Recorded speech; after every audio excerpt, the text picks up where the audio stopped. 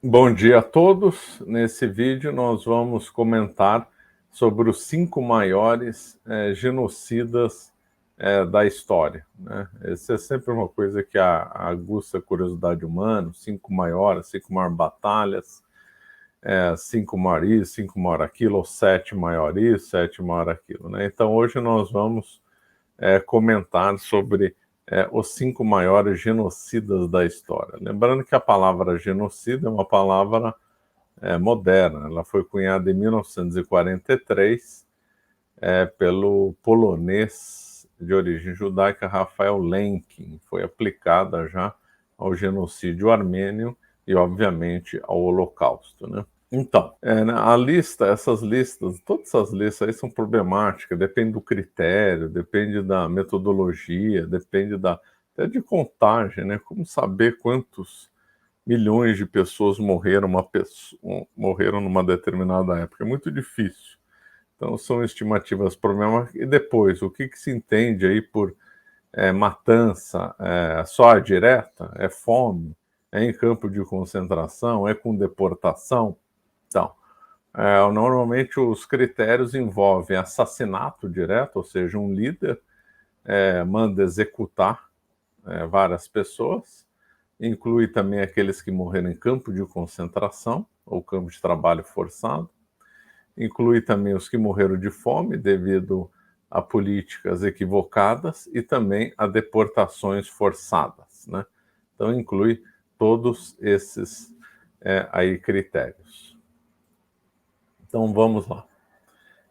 Do quinto para o primeiro, o quinto colocado seria o Timur o Coxo, ou Tarmelão, né? Uma figura hoje meio esquecida, né? Foi o último grande conquistador nômade da Ásia Central de origem mongol, ou melhor, turco-mongol, já que ele era do Uzbequistão e morreu onde era hoje o Uzbequistão e morreu onde é hoje o Cazaquistão. Então, ele era da época do islamismo e ele partiu então para conquistas, né? Conquistas na região da Uzbequistão, Cazaquistão, Ásia Central, foi até o Cáucaso, ocupou o leste da Turquia, ocupou quase o Irã, o Iraque inteiro, o Irã, Paquistão, toda aquela região ele ocupou. E ele era marcado por uma extrema crueldade, uma herança, né, dos conquistadores mongóis. Então, era assim uma coisa absurda. Entrava nas vilas e as vilas que não subjugassem eram todos mortos. Então, foi uma matança assim, brutal que Timur o Coxo executava. Ele nasceu em 1366 e morreu em 1405. E deve ter matado algum número entre 15 a 20 milhões de habitantes. Impressionante, né? Um número aí bem expressivo, um dos maiores tiranos, conquistadores na base da crueldade, realmente. Timur o Coxo, hoje um nome esquecido. Então, em quinto lugar, ele. Quarto lugar, uma figura horrorosa, detestável, e que é, por incrível que pareça, elogiada pelos comunistas de YouTube hoje. Sim, estou falando do Joseph Stalin. Inacreditável que depois de tanta prova documental, de tanto dado histórico, depois de terem aberto os arquivos da União Soviética em 1991, tenham pessoas que ainda defendem o Joseph Stalin. Inacreditável. Eu estou rindo para não chorar, porque isso é triste. Como é que você vai defender um genocida? Que, aliás, foi especialista em todas essas classificações que eu falei, né? Então, ele mandou matar diretamente milhares de pessoas, quer no núcleo mais próximo deles, quer mais distantes. Não simplesmente matava, na dúvida matava, né? Ele era um psicopata, um homem completamente monstruoso.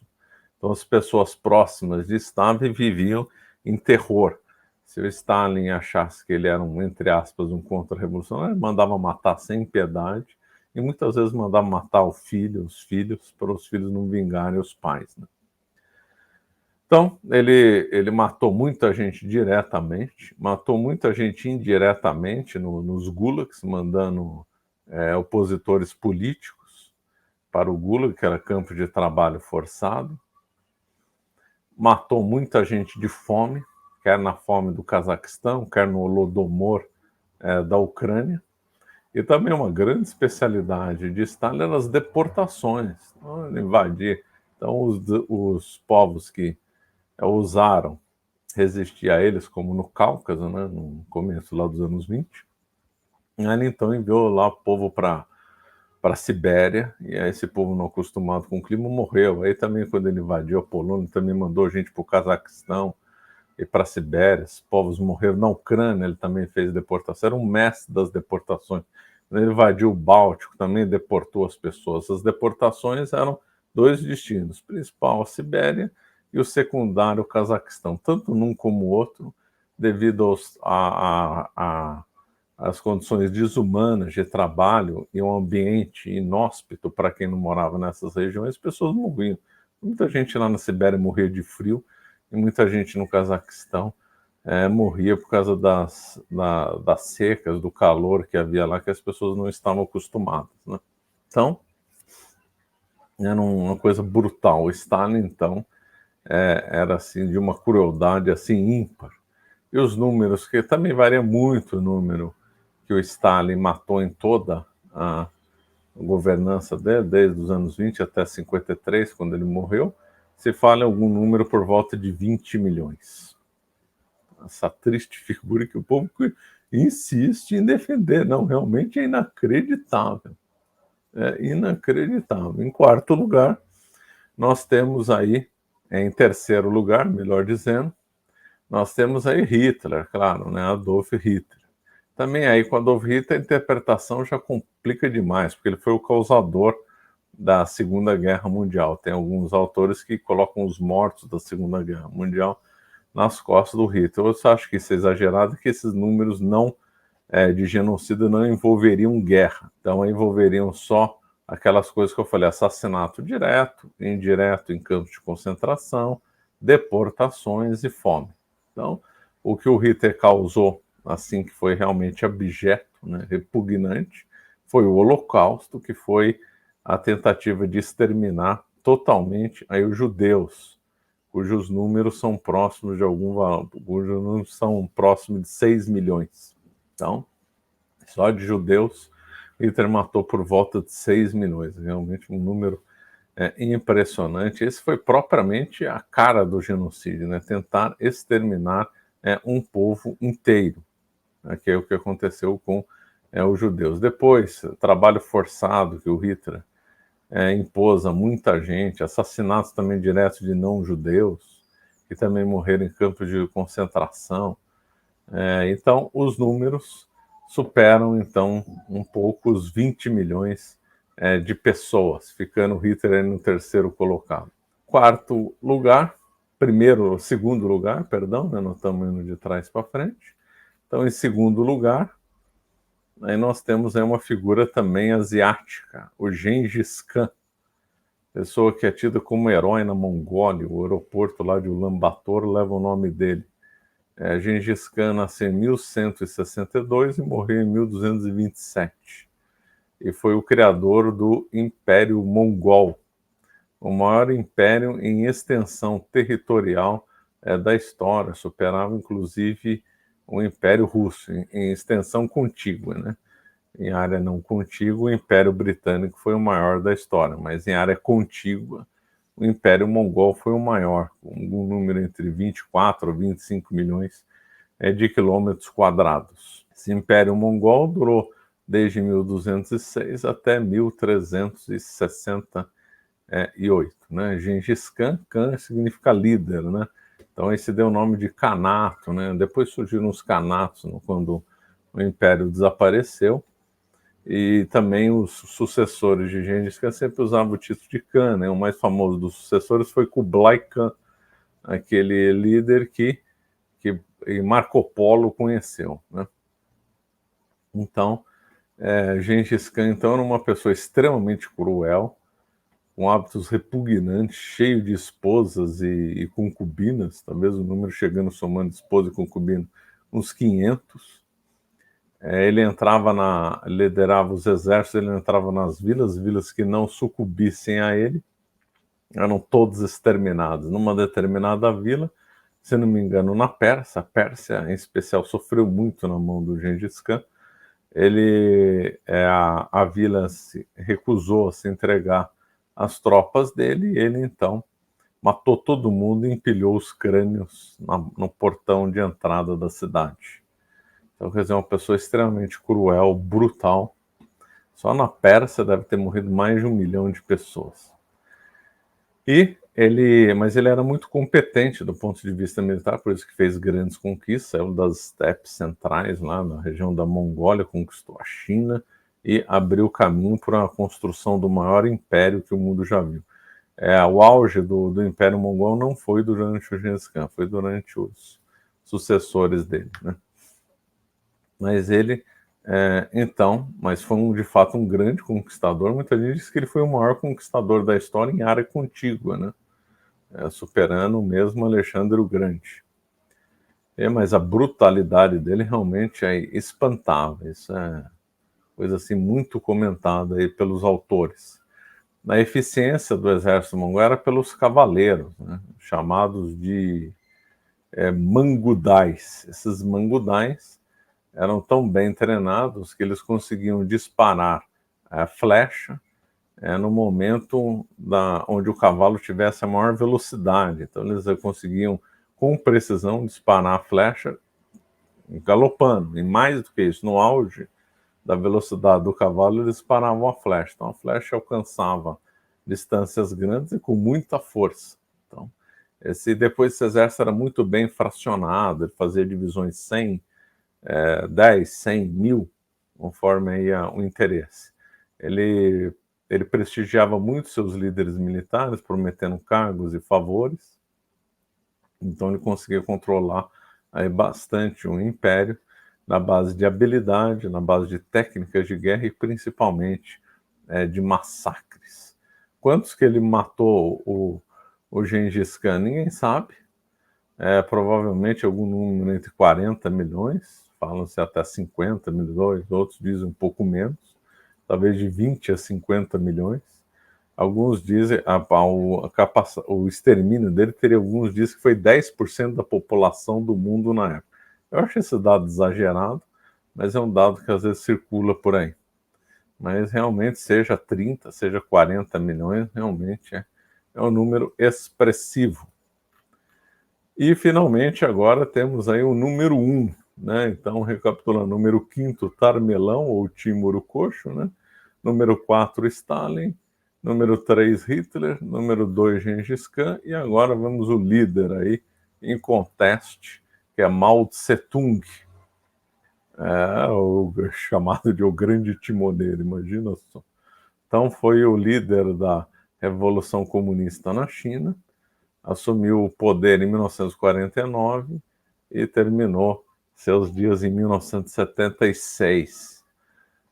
Como a China era muito populosa, ele fez reformas que causaram fome, ele mandou matar pessoas, foi um grande exterminador, né? Então, só na Revolução Cultural, que durou de 1966 a 76, as pessoas eram mortas como insetos. E houve episódios de canibalismo também. Só que o grande momento de morte na história do Mao, que superou a fúria inicial do governo comunista, superou de longe a guerra cultural, né? Foi de 66 a 76, foi o grande salto para frente, que gerou 30 milhões de mortos, né?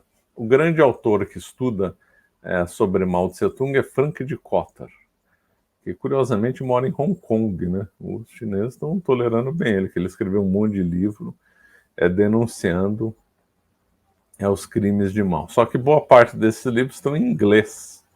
Então a pessoa tem que saber inglês para conhecer as maldades aí do Mao Tse-tung, conhecer história, para viagem, para trabalho.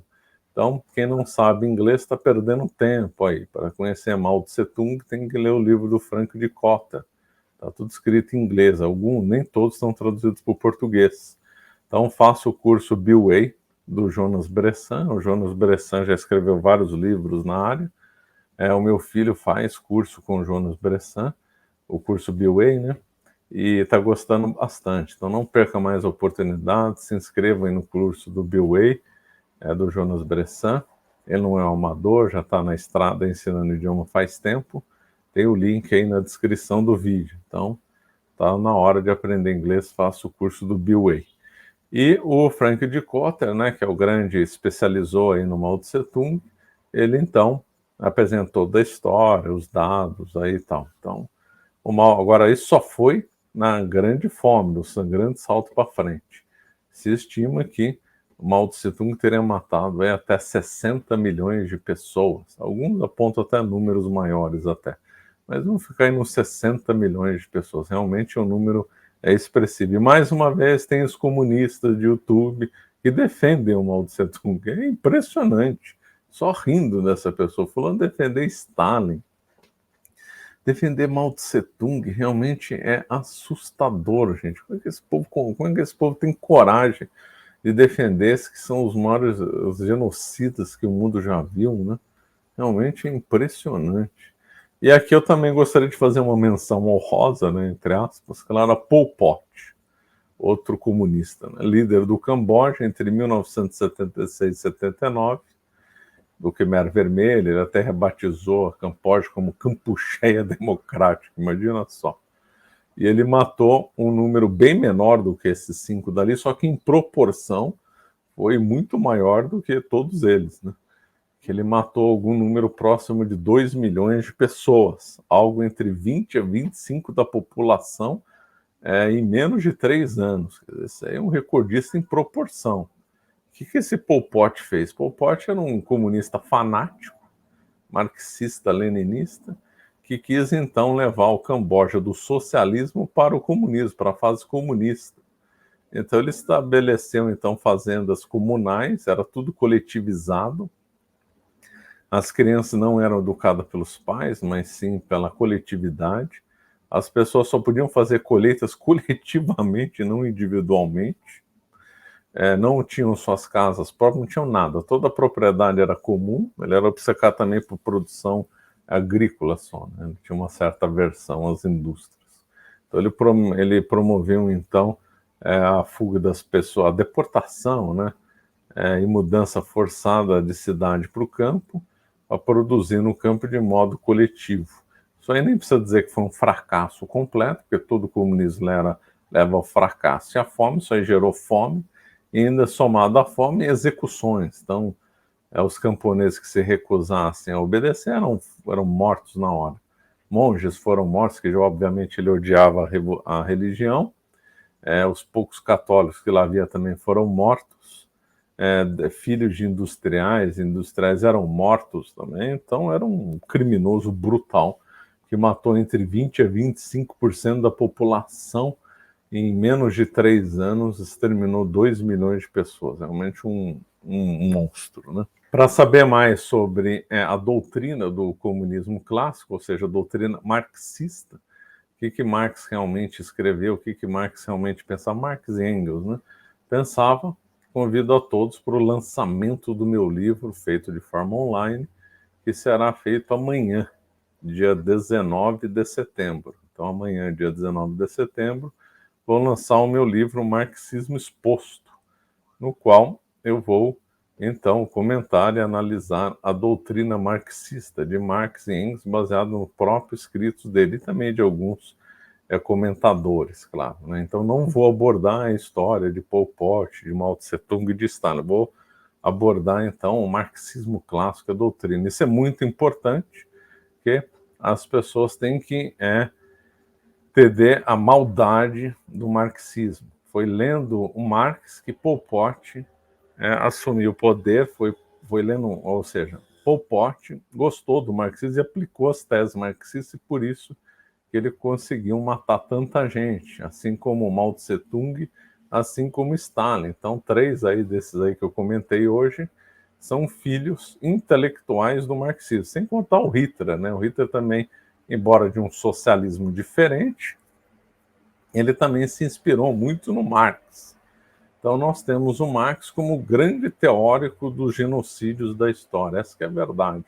O pensamento de Marx gerou direta ou indiretamente os maiores genocidas da história. Então, Stalin foi autor de Marx, ele era um marxista, aplicou lá as teses comunistas e gerou a imortandade. Mao Tse-tung também, Hitler, conforme eu falei, teve outras influências, mas também teve influência marxista, também matou milhões de pessoas. E Pol Pot matou muita gente percentualmente. O grande líder, o maior genocida da história, era um marxista, que era Mao Tse-tung. Isso para nós compreendermos a maldade do marxismo. Para compreender a maldade, nós temos que entender a doutrina. Então, por isso que eu estou lançando esse livro. O lançamento será amanhã, dia 19 de setembro, Marxismo Exposto. Não perca essa live e também não perca a chance de adquirir o livro. Bom, vamos ficando por aqui. Você que ainda não é inscrito no nosso canal e gosta do nosso conteúdo, por favor, faça a sua inscrição e ative as notificações e nos siga nas redes sociais. Obrigado.